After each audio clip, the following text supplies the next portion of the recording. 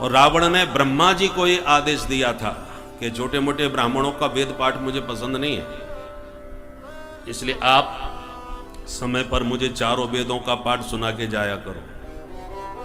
विद्या विस्मृत हो जाती है यदि उसका स्वाध्याय न किया जाए। तो मुझे पढ़ने का ज्यादा समय नहीं है, तो आप हमको चारों वेद सुनाया के जाया करो। क्योंकि वेदज्ञ था तो बेचारे ब्रह्मा जी ड्यूटी देने आते थे। और भोले बाबा से कहा था आप भी समय पर अपनी पूजा करवाने आ जाया करो। तो भोले बाबा भी आते थे तो भैया समय हो गया पूजा का, पूजा कर लो। किसी ने पूछा भोले बाबा आप भी अपने चेला से डरते हो? अरे चेला को आना चाहिए तुम्हारे पास पूजा करने, तुम चेला के पास पुजवाने जाते हो। जब पूरी दुनिया ऑनलाइन है तो लोन के लिए तुम्हारे पास पूजा करने, तुम चेला के पास पुजवाने जाते हो। भोले बाबा ने कहा भैया रावण जैसा चेला हो तो यही करना चाहिए। एक बार ये हमारे घर आया था हमारी पूजा करने के लिए, पूजा बाद में करी, घर पहले उठा लिया। पूरा कैलाश पर्वत उठा के पूरा घर हिला के चला गया। तब से हमने सोचा ऐसा चेला घर ना आवे वो ही अच्छा है। ये आएगा कोई ना कोई उपद्रव करके ही जाएगा, इसलिए हम ही पहुंचाते इसके यहां कि तू अपने ही घर में हमारी पूजा करवाए। इतना खतरनाक था रावण। तो जब ब्रह्मा जी का तो अपनी ड्यूटी समय हो गया तो आकर के उन्होंने लंका में और वेद पाठ उच्च स्वर से करना प्रारंभ किया। गणानान्वा गणपतिगुं हवामहे, जैसे उच्चारण किया तो भीतर से चपरासी भागता हुआ आया और फटकारता हुआ ब्रह्मा जी से बोला ब्रह्मन् नद्य नैस्य नैस्य समयः तूष्णीं बहिस्थीयता। डांटता हुआ ब्रह्मा जी से रावण का चपरासी कह रहा है ब्रह्मा ये वेद पाठ का समय नहीं है, तुम शांत हो करके बाहर जाके बैठ जाओ। ब्रह्मन् नद्यनस्य नैस्य समयः तूष्णीं बहिस्थीयता। सारी सभा के बीच में जब ब्रह्मा जी का ये अनादर हुआ, अपमान हुआ, अरे कोई सामान्य ब्राह्मण भी वेद पाठ कर रहा हो और कोई सामान्य व्यक्ति कह दे पंडित जी शांत हो जाओ, ये बेइज्जती लगती है। और वो तो ब्रह्मा सृष्टि करता और रावण नहीं लटका रहा, रावण ने नहीं बोला, वो तो सो रहा था, उसका चपरासी बोल रहा है चुपचाप बाहर जाके बैठ जाओ। ब्रह्मा जी की महिमा को सामान्य व्यक्ति क्या समझेगा, वो तो चपरासी ठहरा है। पर बृहस्पति जो देवताओं के गुरु जी हैं वो ब्रह्मा जी का महत्व समझते हैं, इसलिए उन्होंने पड़ोसी से कहा राम राम क्या समय आ गया।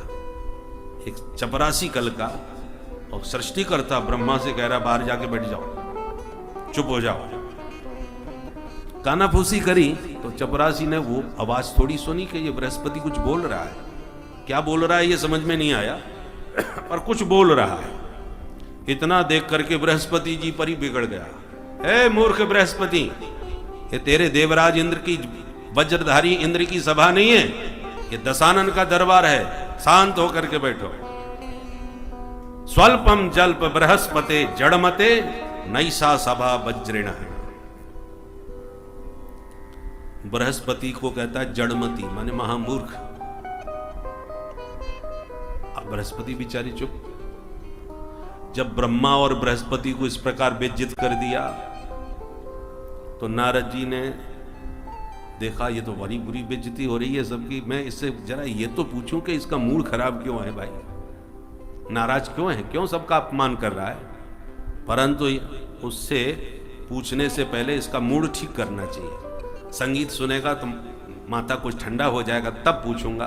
तो नारद जी ने थोड़ा उसका माथा ठीक करने के लिए वीणा पर स्वर छेड़े थोड़े, और जैसी वीणा की आवाज सुनाई पड़ी तो चिल्ला के बोला हे नारद वीणा नीचे रख, वीणाम संघर नारद। तो नारद जी चुप, इसने तो हमारी बेइज्जती कर दी भाई। नारद जी के बगल में बैठे थे तुम्बरू गंधर्व। गंधर्व गायकों में परम उत्तम होते हैं, जैसे इसलिए जो बहुत अच्छे गायक होते हैं उनको गंधर्व कहा जाता है। तो तुम्बरू गंधर्व और नारद जी की बड़ी अच्छी घनिष्ठता है। तो उन्होंने कहा, गंधर्वराज ने, तुम्बरू ने कहा, देखो मैं अभी इसका मूड ठीक करता हूं बढ़िया सा राग सुना करके। तो जैसे ही तुम्बरू गंधर्व ने स्वर अलाप भरे,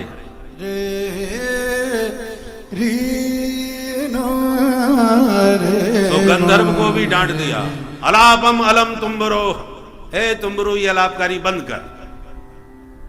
तो सब चुप हो गए, भाई ये तो एक साथ सबकी बेइज्जती किए जा रहा है।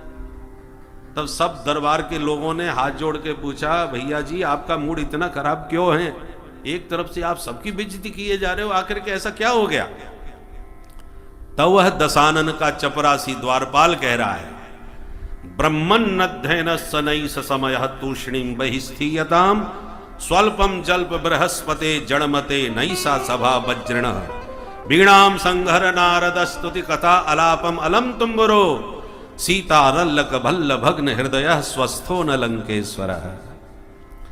इस समय सीता जी का हरण करके लाए हैं। सीता जी की जो रल्लक भल्ल, जो माथे पर सिंदूर जो माताएं लगाती हैं ना, बोले उनके माथे के सिंदूर भाला की तरह हमारे मालिक के हृदय में चुभा हुआ है। उनकी अर्थात उनकी अलकावली के केशावली पर वो इतने विमुग्ध हो गए कि उनकी अलकावली भाले की तरह उन्हें हमारे मालिक के चित्त में चुभी हुई है, इसलिए स्वस्थो न लंकेश्वर। आज महाराज स्वस्थ नहीं है, अस्वस्थ हैं, थोड़े से घायल हो गए हैं, इसलिए विश्राम कर रहे हैं। खबरदार जो किसी ने उनके विश्राम में विक्षेप डाला तो। चपरासी ने सबकी बेइज्जती कर दी, सबको शांत कर दी। बोले आज सभा शांत हो गई, कोई आवाज नहीं करेगा, चुपचाप बैठे रहो, अपनी ड्यूटी दो और जाओ। ये जलवा था महाराज रावण का, ये ऐश्वर्य था। किसकी हिम्मत जो सामने आ गए। और उस दशग्रीव के साथ राम जी ने बिना कोई सैन्य बल लिए वनवासियों को ही, बानर भालुओं को ही अपनी सेना बना ली और उस पर हमला कर दिया। लोग नदियों पर पुल बनाने में घबराते हैं, राम जी ने तो समुद्र पर पुल बना दिया, सागर के ऊपर